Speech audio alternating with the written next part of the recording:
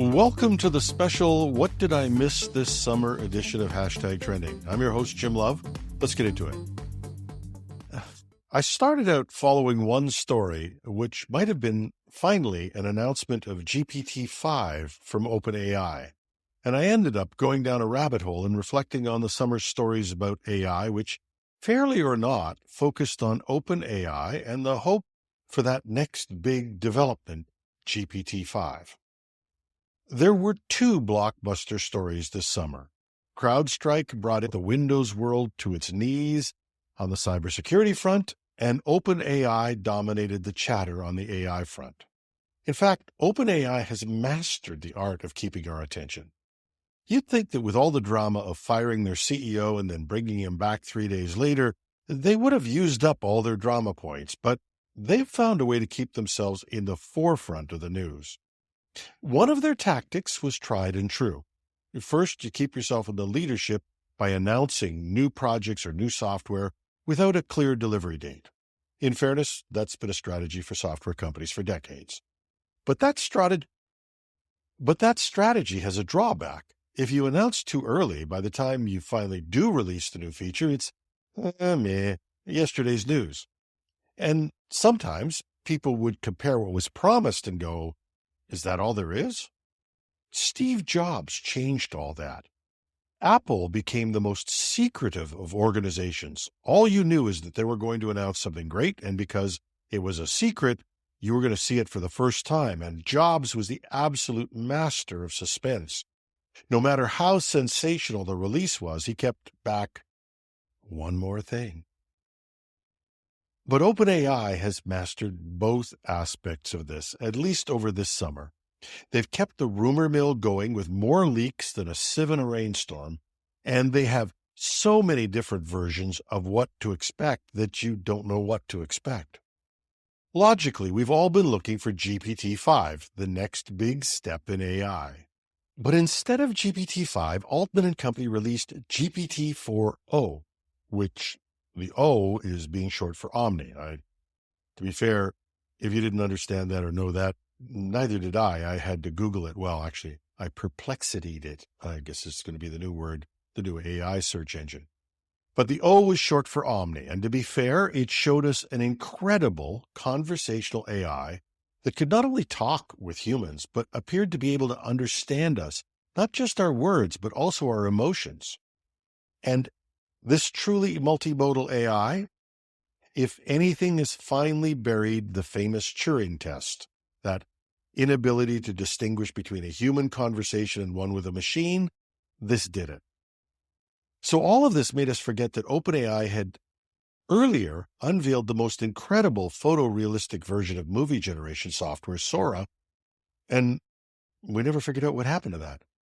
The rumors are that OpenAI is busy working with Hollywood studios.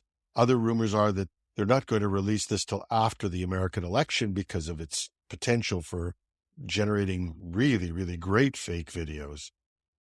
But the announcement of 4.0 kept us from realizing we hadn't seen Sora that was available to the rest of us, and we hadn't seen a lot. So the announcement of 4.0 kept us from realizing we hadn't seen the last major development, at least available to the rest of us. So how did they keep the buzz alive? There have been a ton of rumors over the summer. There was QSTAR, not to be confused with QAnon, QSTAR, that was rumored to be a new height in machine intelligence. Was this finally going to be GPT-5?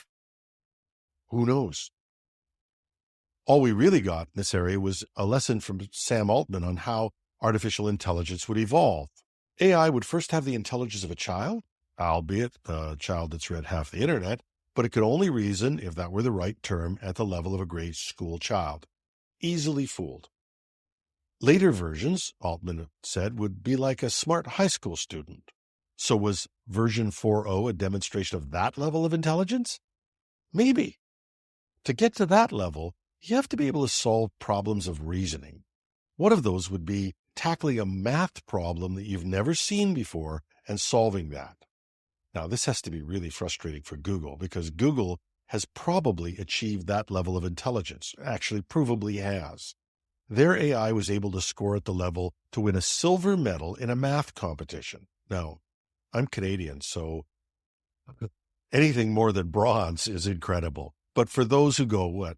Why not gold? It had to solve 4 out of 6 tough math problems, which would put it with the brightest math whiz in your high school.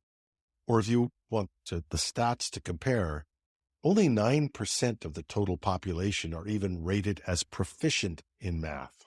So it's at the top 5% or more of the human population. This is a big deal, but it got almost no attention. The folks at Google have to be beating themselves up over this one.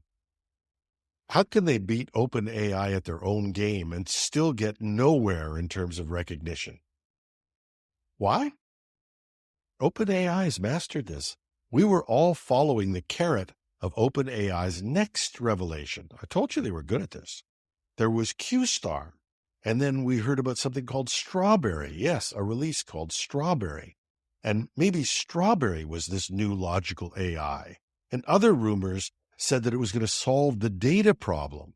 And this was a big deal, with models needing more and more data, and OpenAI running into lawsuits for using copyrighted data from novels and news sites, and not being the only ones. Other AI models were having this similar problem. It was going to be the savior of AI. But QSTAR and Strawberry, we never saw them. But what we got was a new AI model we were chasing. It was going to be called Orion. Now, supposedly Orion had been shown to the U.S. government and the Pentagon, a rumor made more credible by the appointment of Paul Nakasone, a retired U.S. Army general and former director of the National Security Agency, to OpenAI's board of directors in June of 2024. Orion hit the rumor mills big time. There was even one blogger who found a picture of the Orion constellation used somewhere in the background of an OpenAI presentation. Now, at this point, we're going into the land of the older part of our audience might have experienced when the rumors spread that Paul McCartney of the Beatles had died and was replaced by an Ontario OPP officer. But I digress. So this week, end of summer, we finally got an official announcement. Well, sort of. News went out that Tadao Nagasaki, the CEO of OpenAI Japan, might have announced the release date for GPT-5 in a presentation at the KDDI Summit in Japan. Now, for those who don't know it, KDDI is a large-scale business event organized by a major telecommunications company in Japan. Except Tadao didn't announce GPT-5. He did provide some intriguing information about OpenAI's next major language model, which he had a new name for, GPT Next. So at the KDDI Summit, Nagasaki revealed that OpenAI is developing a new AI model called GPT Next, which is expected to be significantly more powerful than its predecessors. Now, when they say significantly, specifically, he stated GPT Next will be 100 times more powerful than GPT-4. Now, key points from Nagasaki's presentation. GPT Next is slated for release in 2024, according to a timeline he showed. The model will reportedly use a smaller version of OpenAI's secretive Project Strawberry. Now, the smaller version comes from this idea that the performance boost is attributed to improvements in the model's architecture, not just increasing computer power or energy used in the computation. Somehow they're going to do this by having a smarter model, better algorithms, or reducing some of the impediments to the logical function. Why is this important? Well, you can't announce in a world of climate change that you're going to have 100 times more effective model and propose to do that only with computational increases. That's going to lead to some bad publicity. But if you can announce that we're going to get 100 times the performance from our model without having to have 100 times the compute, people are going to be listening. And it's important to note that GPT Next is still distinct from GPT-5. While there's been a lot of speculation about GPT-5, OpenAI still not officially announced its development or release date. In fact, OpenAI CEO Sam Altman stated last November that there were still many things to figure out before they would make a model called GPT-5. So the exact relationship between GPT Next and potential future models like GPT-5 remains unclear. However, Nagasaki's announcement suggests that OpenAI is going to make significant strides in AI development and plans to release this highly capable new model in the near future. So that's what you missed over the summer.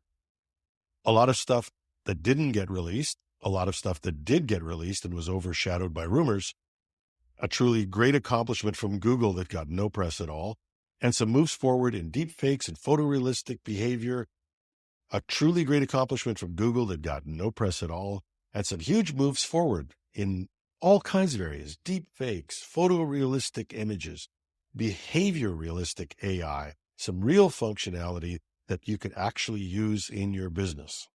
For instance, we did a demo last week using an AI-generated host that replaced me. It was one of our most highly rated daily episodes.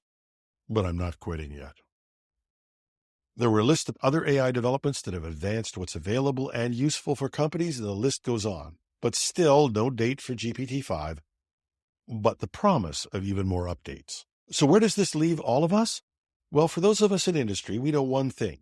The pace of this evolution of AI is incredible. But there are developments out there today we still haven't absorbed into our business processes and systems. And no matter what you call it, there is a model coming in a few months, which is potentially 100 times what GPT-4 is. And even that's not what GPT-5 will be. All I can say is, buckle up. We'll try to help you sort out the fact from fiction and the hype from having to start using this. And in this light, we're going to rerun the practical AI episode we did over the Labor Day weekend. My rationale is that it's a great episode featuring two executives, one from a financial services firm, one from a medical firm. There's also another panelist who's one of the brightest technical experts in open systems and system architecture that I know, and a remarkable young woman who is working at the overlap of cybersecurity and AI. Now, the reason I'm repeating it is our stats tell us that our podcast distributor had some difficulties and didn't release this to the majority of our audience. We'll give them a pass on this one, but to anyone who uses a cloud provider who you can only reach with a service request and you get your answers back saying, no problem on our side, you'll identify with how I feel. We'll give them a pass on this and we'll do a rerun. But if you have heard this episode, I'm going to invite you to check out Cybersecurity Today's Week in Review for this week. I also host that show, and this was a great episode. I'll update the show with a link you can follow, or you can just go to technewsday.ca or .com, take your pick, and there should be an obvious link to it. And I'll be back in this news chair on Monday morning with fresh news stories from the world of technology at the corner of tech and business. I'm your host, Jim Love. Thanks for listening. Have a fantastic Friday and a wonderful weekend.